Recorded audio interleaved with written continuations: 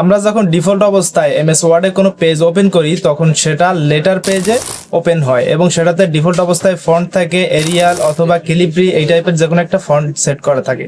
তো আমরা বেশিরভাগ কাজগুলো করি হয়তো সুতনি এমজে ফন্টে এবং A4 সাইজে। তো আমরা যদি এটাকে পার্মানেন্টলি সেভ করে রাখতে পারি তাহলে আমাদের টাইমটা সেভ হবে এবং কাজের এক্সপেরিয়েন্স একটু অন্য লেভেলে যাবে। তো চলুন আজকের ভিডিওতে আপনাদেরকে সেই সিস্টেমটাই দেখিয়ে দিব যে কিভাবে আপনি ডিফল্ট অবস্থায় পেজ A4 সেট করবেন এবং ফন্টের জায়গায় আপনি সুতনি এমজে সেট করবেন। আর এই ধরনের টিপস এন্ড ট্রিক্স পেতে আমাদের পেজটিকে ফলো এবং চ্যানেলটিকে সাবস্ক্রাইব করে সাথে থাকুন। তো আমরা চলে আসলাম এই মুহূর্তে এমএস ওয়ার্ডে। তো এখান থেকে আমরা প্রথমে ফাইলে ক্লিক করব এবং এদিক থেকে একটা নিউ পেজ নিয়ে আমরা প্রথমে আপনাদেরকে দেখাবো। ব্ল্যাঙ্ক ডকুমেন্ট নিলাম এবং এটাতে আমরা যদি ফন্টে যাই দেখতে পাচ্ছেন এখানে সুতনি এমজে ফন্ট সাইজ 16 এটা কিন্তু সেট করা আছে, কারণ আমরা ম্যাক্সিমাম টাইমে সুতনি এমজে ফন্টে এবং 16 সাইজে আমরা টাইপ করে থাকি।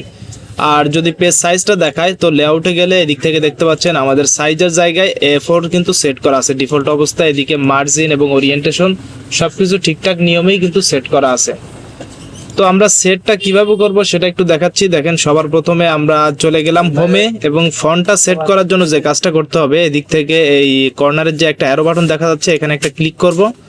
দেন ক্লিক করার পরে এদিক থেকে আমরা দেখতে পাচ্ছি এখানে ফন্টের অপশন আছে। তো এখান থেকে আমরা যে ফন্টে বেশিরভাগ টাইপ করব সেই ফন্টটাকে সিলেক্ট করে দিব।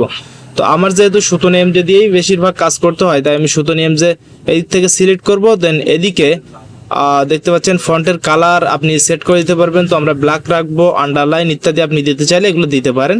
তো এই সব কিছু আপনি ঠিকঠাক করবেন। এদিকে ফন্ট সাইজটা 16 দিয়ে দিলাম, আপনি যত সাইজে টাইপ করতে চান সেটা দিয়ে দিবেন। রেগুলার, ইটালিক, বোল্ড ইটালিক ইত্যাদি সব ধরনের অপশন এখানে পাওয়া যাবে।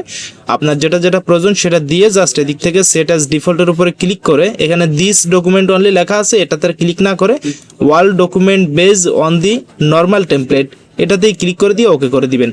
তাহলে এটা একটা হয়ে গেলে এবং পেপার সাইজ সেট করার জন্য আমরা চলে যাব লেআউট। এদিক থেকে আবারও এই কর্নারের অ্যারো যে বাটনটা দেখতে পাচ্ছেন পেজ সেটআপ লেখা আছে এখানে একটা ক্লিক করতে হবে।